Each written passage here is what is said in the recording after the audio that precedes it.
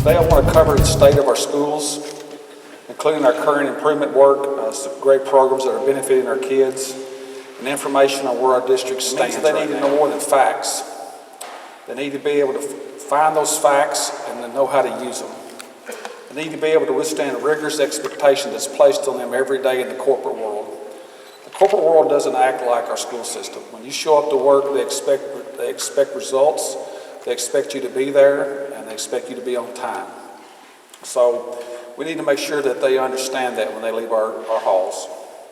It means they must have the tools needed to rise to every challenge in the world today. It's a changing world out there. It's a global world. We're all interconnected. So we need to really do a good job with them to make them understand. This district has, as you know, has undergone tremendous change in the last year, and that will increase our challenge to meet these goals. But our district leadership team and principals got together and created a new slogan that you'll be seeing in the future. It's called Stepping Up for Kids. Right now, our Muhlenberg County students are developing this logo, and it'll go along with this slogan and a community-wide commitment to redirect our focus on what's best for our kids. It's what we need to be doing. To quit everything else, we need to start focused on our kids again. Myself and my team, we asked for assistance from the Kentucky Department of Education and the Kentucky Association of School Administrators. Traveled to Frankfort twice and met with the Commissioner of Education and the Associate Commissioner of Education, Tommy Floyd. And thanks to the Martin Foundation, they directed us to KASA, where they're starting a project called Empowering Muhlenberg County. This work brings to the tables experts in school law, finance, process and performance management and communications.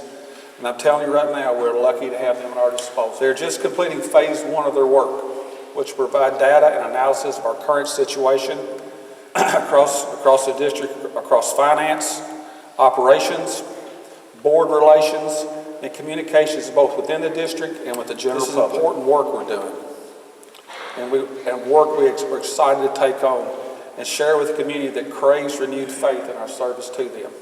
I get that. We do have good things going on in our school district. Even with the vast changes we weathered in the last couple of years, we continue to be categorized as a proficient district. We did experience marginal dips and gains in various areas, but our attention to the goal to get our kids to be college and career ready continues to help stabilize us as we undergo all this change. When I came on as superintendent, I conducted a time study on counselors at our high school. As it turned out, most of our counselors were covered up with spending time with scheduling. They were covered up with drama, sick kids, scholarships, parents, and many, many other things that pulled them off what they could do. Counselors were struggling to find the time for individualized counseling to address kids' futures and career choices.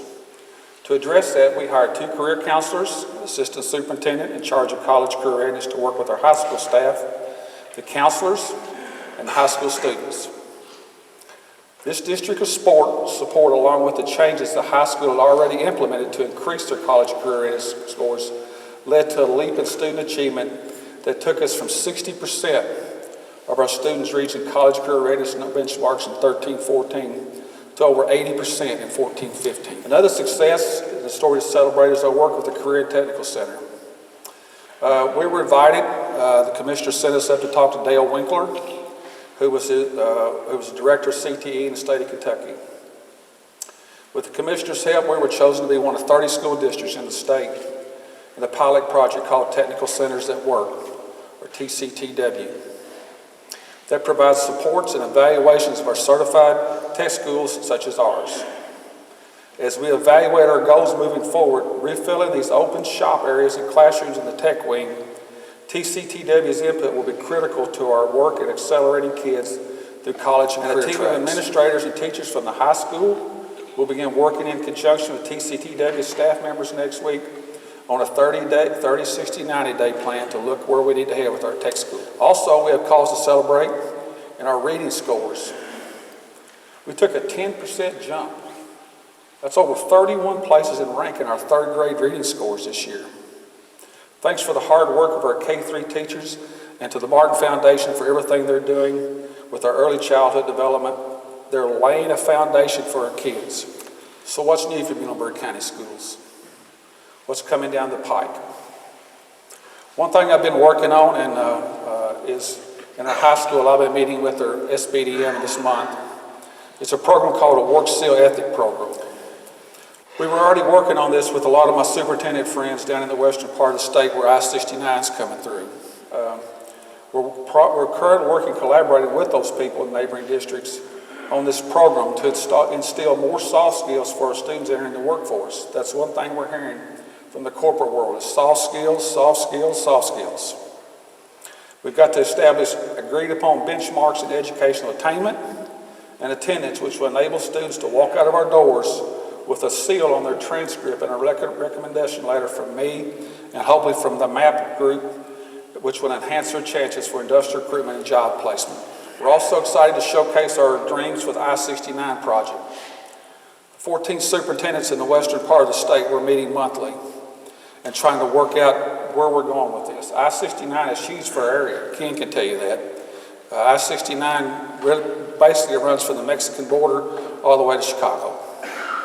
That corridor is huge for companies looking to travel, for storage buildings, for production facilities. So the superintendents down the western part of the state are getting together and we're working on that as we speak. Finally, we're thrilled to continue the improvement work that KASA is leading in our district, giving us pause to examine our finances, evaluate how we can streamline operations, and discover how we can communicate with all partners the right way, from the right person, at the right time. Our community very much deserves this work, and we are proud to sit elbow to elbow with this team as we learn how to better serve our kids in the county. This Phase 1 report from KASA will be delivered to the public by Dr. Rhonda Caldwell at the November 9th board meeting to the public.